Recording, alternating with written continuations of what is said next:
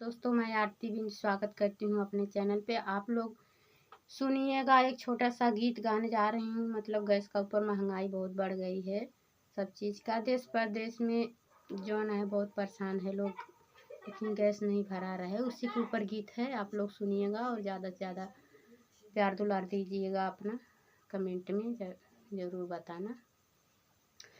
Gas मिलत नहीं खे, बढ़ल महंगाई पिया तोहें का बताई पिया ना। गैस मिलत नहीं खे, बढ़ल महंगाई पिया तोहें का बताई पिया ना। तोहें का बताई पिया, तोहें का बताई पिया ना। गैस मिलत नहीं खे, बढ़ल महंगाई पिया तोहें का बताई पिया ना। चला चूल्हा पे हो, चला चूल्हा पे खाना पकाई पिया तोहें का बताई पिया ना।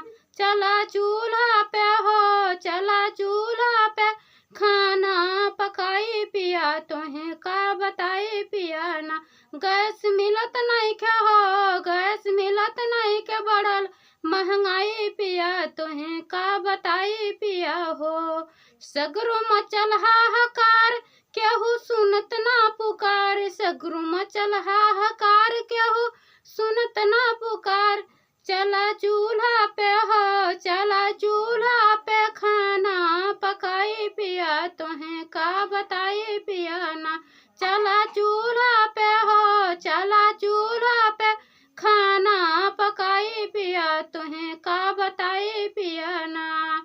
चला चूल्हा पे खाना पकाई पिया तोहें का बताई पिया ना। गैस मिलत नहीं खे, बढ़ल महंगाई पिया तोहें का बताई पिया ना।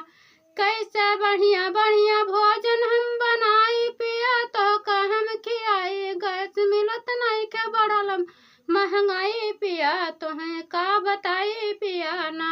गैस मिलत नहीं खे, बढ़ल महंगाई पिया तोहें का बताई पिया ना।